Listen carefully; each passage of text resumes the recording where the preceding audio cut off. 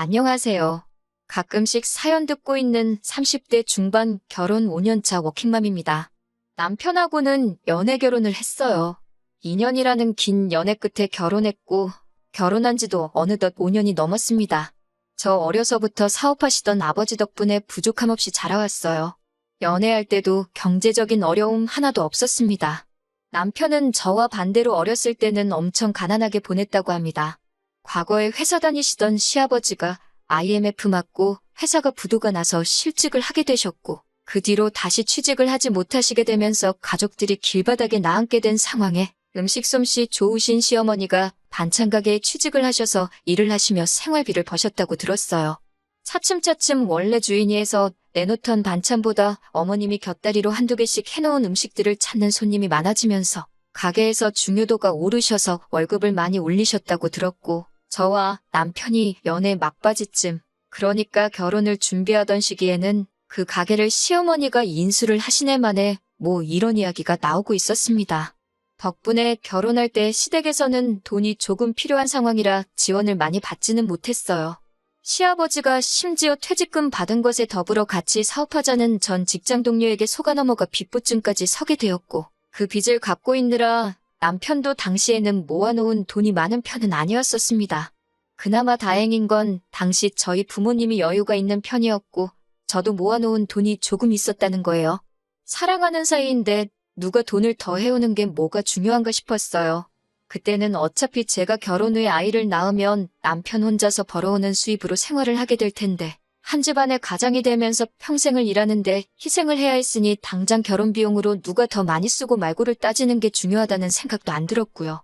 그렇다고 제가 모아놓은 돈이 억소리나게 많은 것도 아니고 친정 부모님이 아파트를 해결해 주셨지만 그것도 무슨 노른자위 땅에 있는 몇십억짜리 집 해주신 것도 아니고 경기권 신도시 근처에 있는 지은지 조금 된 아파트 정도를 해주셨으니까요. 평생을 바쳐 일하게 될 남편 노동값에 비하면 크게 차이가 날 거라고는 생각하지 않았어요. 아직도 제가 일을 하고 있을 거라곤 그때 당시에는 생각하지 못했으니까요.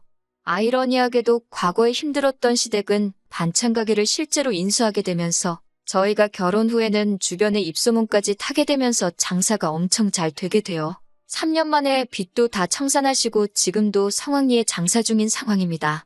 반대로 중국을 오며 가며 사업을 하시던 아버지 회사는 불경기 속에서 차츰 실적이 안 나오기 시작하더니 코로나 터지면서 완전히 망해버렸고요.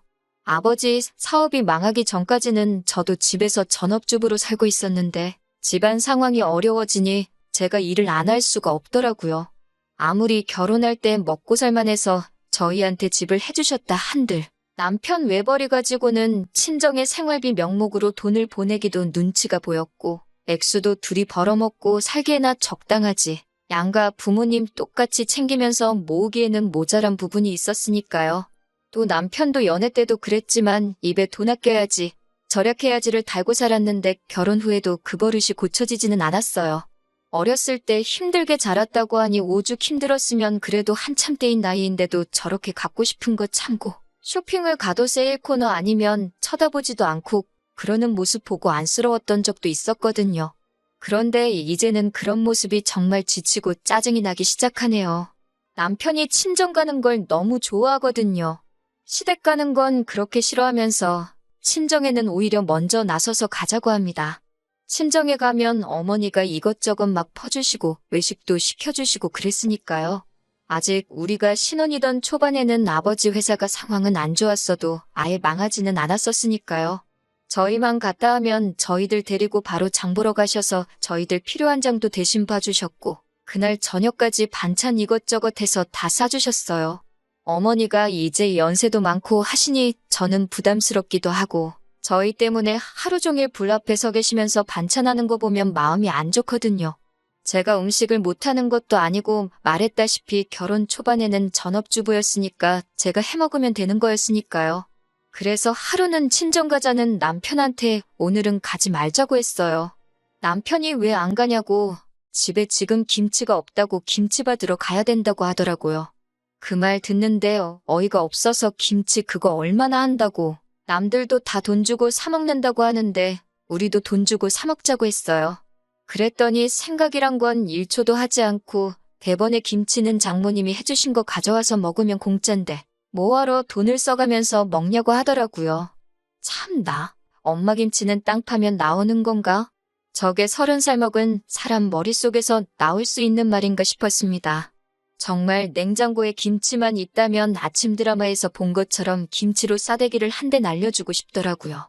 그리고 시어머니가 반찬 가게를 하시는데 왜 김치를 꼭 우리 엄마 김치를 먹어야 하냐고 따졌어요.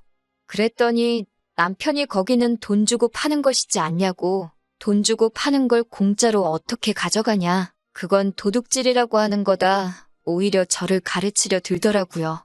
지네 부모님 건 돈 주고 사야 된다고 그렇게 챙기는데 또 장모님 내서 가져오면 공짜 아니냐고 맛있게 처먹기는 다 처먹어 놓고 저희 엄마한테 감사하다고 선물이나 용돈 한 번 제때 준 적도 없어요.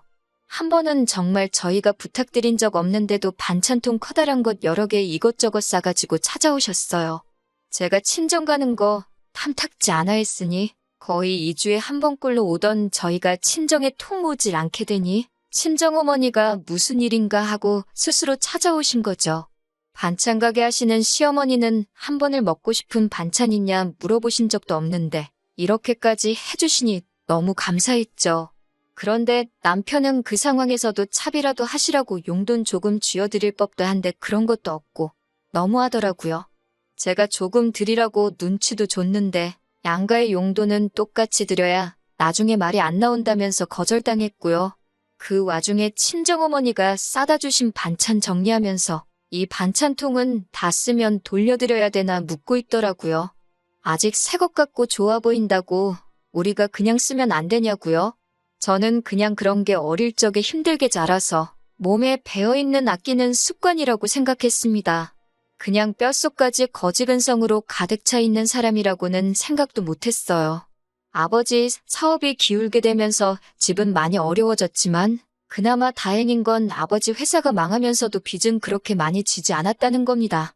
부자가 망해도 3대는 간다고 3대까지 떵떵거리며 살 수 있는 재력은 아니었지만 그래도 약간의 여윳자금이 있어 친정어머니께서 작은 연탄구이집 하나를 시작하게 되었습니다.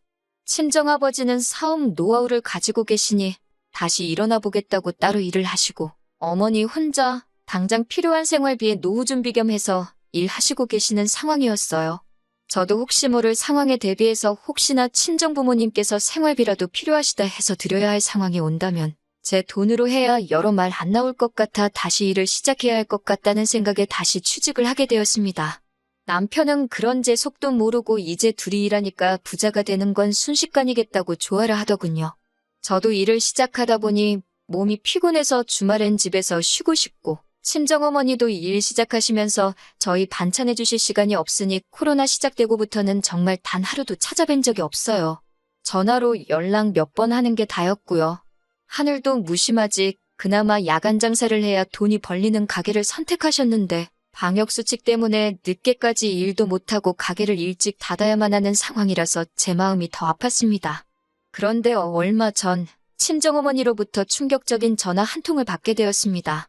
이런 말 하기 좀 모하다고 하시며 말을 쉽게 꺼내지 못하셨는데 요는 남편이 최근 들어 친구들이나 회사 동료들하고 친정어머니가 하는 식당에 가서 공짜로 먹고 온다고 하네요. 친정어머니는 처음에는 사위가 왔다고 고기도 평소 주시는 것보다 많이 주시기도 했대요. 처음에 친구랑 둘이서만 왔을 때 얼마 먹지도 않아서 그냥 가라고 한 적이 있는데 그 뒤로부터는 한 명씩 일행이 늘어나기 시작하더니 4명이서 오기 시작하고 급기야는 회사 사람들까지 데리고 와서는 2테이블에 4사람씩 나눠 앉아 8명이서 술이며 고기며 다 꺼내 먹고 나왔다네요. 당연스럽게 돈도 안 내고 그냥 간다고요. 자주 오면 일주일에 2번씩 왔다고요. 사위가 장모님이 하는 식당에서 밥 먹는 게 뭐가 문제냐 하실 분들도 있겠지만 과거에 반찬 이야기 할 때는 시어머니 반찬 가게 음식은 파는 거니까 돈 주고 먹고 집에서 살림하는 장모님이 한 반찬은 돈 안 내고 먹어도 된다는 논리를 펼치던 사람이 이제 와서 내로남불하고 있는 거잖아요? 어이가 없었어요. 요 근래 8명이서 왔을 때는 자신있게 장모님, 계산할게요. 라고 크게 외치길래 이제부터는 돈 내고 먹으려나 해서 친정어머니도 내심 기뻤답니다. 그런데 계산한답시고 한 행동이 장모님, 여기 사위의 사랑이요. 하고 한 번 꼭 안아드리고 나왔다네요.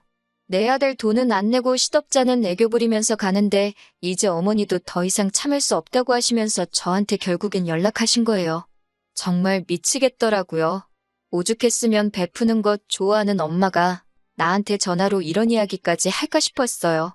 그래서 그날 저녁에 남편한테 그동안 나한테 말 안 하고 엄마 가게 가서 무전 취식을 했냐며 따졌는데 사위가 장모님 가게에 가는 게 어떻게 무전 취식이 되냐고 하더라고요. 가족끼리 고기 좀 그거 먹을 수도 있는 거 아니냐면서요. 그래서 제가 그러면 앞으로 나도 시어머니 반찬 가게 가서 아주 냉장고가 차고 넘치게 다 집어오겠다고 울음장을 놓았어요. 자기가 했던 말이기도 하고 저도 강하게 나오니까 아무 말도 못하고 씩씩대고만 있더라고요. 아무튼 이제 더 이상 다른 사람 데리고 가서 공짜로 먹고 오는 거 안 된다는 걸 충분히 이해시킨 것 같으니 그냥 저도 그쯤에서 넘어가려고 했지요. 그런데 정말 이 뼛속까지 남아있는 거지근성은 어디 버릴 수가 없는 건지 정말 남편의 어이없는 행동에 넋을 놓아버리는 일이 얼마 뒤 일어났습니다. 친정엄마한테서 또 전화가 왔어요. 제 남편이 또 친구들하고 다녀갔다고요. 목소리가 안 좋으시길래 엄마한테 혹시 또 돈 안 내고 그냥 갔냐고 조심스레 물어봤는데 다행히 어머니께서 이번엔 돈을 내고 갔다고 대답해 주시더라고요. 계산하고 갔는데 왜 전화 주셨냐고 물어봤는데 어머니가 뭔가 말을 꺼내시려다가 집에 남편 도착하면 알 거다 말하고 한숨 푹 쉬면서 전화를 끊으셨습니다. 무슨 헛짓을 하고 왔는가 오만 가지 생각이 드는데 문 열고 들어오는 남편 보면서 아주 기절초풍하는 줄 알았습니다. 양손 가득 비닐봉지를 들고 들어오길래 뭔가 해서 봤더니 엄마 식당에 셀프바에 있는 겉절이 김치를 싸가지고 왔더라고요.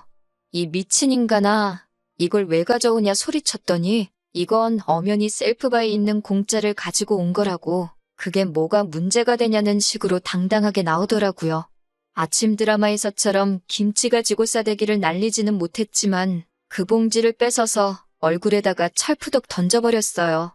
봉지가 터져서 겉절이 김치로 범벅이 된 남편이 적반하장으로 밑반찬은 자기가 낸 돈에 포함된 거 아니냐고 하면서 뭐가 문제냐고 계속 큰 소리를 치고 있더라니까요. 더 어이없는 건 나중에 엄마한테 전해 들은 건데 친구들한테도 한 봉지씩 싸줬다고 하더라고요. 온갖 생색은 다 내면서요. 겉절이가 집에서 간단하게 만들기엔 김장보다 편하지만 식당에서 하는 건 김장 못지않게 어렵거든요. 거기에 요즘 경기에 사람 쓰기도 뭐해서 정말 주방일도 엄마 혼자서 하시는데 매일같이 한 달어이씩 하시는데 그걸 공짜라고 가지고 온 거예요. 남편한테 그 길로 당장에 부동산 가서 이 집 내놓고 팔리면 그 돈 친정엄마 드릴 거라고? 그러니까 너는 다시 니네 부모님 집에 가 있던가 하라고 했습니다. 멀쩡한 우리 집을 왜 파냐고 따지길래 이 집엔 네 돈 들어간 거 하나도 없으면서 무슨 낯짝으로 우리 집이라고 하냐고 따졌어요. 우리 집이라고 부르고 이 집 지키고 싶으면 당장 시댁에 가서 이 집값의 반을 받아오라고 그렇지 않으면 이 집에서 너랑 같이 사는 것도 다 끝이라고 해줬습니다. 그제서야 남편도 사태의 심각성을 깨달았는지 저한테 제발 그렇게 하지는 말자고 살살 빌더라고요. 하지만 저는 쉽게 끝낼 생각 없었어요. 앞으로 정상적인 결혼 생활을 유지하고 싶으면 당장 시댁에 가서 집값의 반을 받아오라고 저도 끝까지 고집을 부렸습니다. 그렇게 대판 싸운 뒤로 이제 반년이 넘었네요. 방역수칙도 완화되고 이제 늦게까지 장사할 수 있어서 엄마 식당도 어느 정도 궤도에 올라왔습니다. 현재 남편은 집세 명목으로 저에게 생활비를 제외하고도 한 달에 100만 원씩 따로 입금을 하고 있어요. 앞으로 60개월, 그러니까 5년간은 계속 저에게 달마다 100만 원씩 보내기로 했습니다. 친정어머니께서 보태준 돈의 반을 채우면 그때 가서 그만 받겠다고요. 이 돈이 다 모이면 엄마한테 줄 생각이에요. 목돈이 돼서 드리면 당연히 반대하실 테니 앞으로 천천히 친정부모님께 필요한 것들 제가 찾아다가 하나씩 사드릴 계획입니다.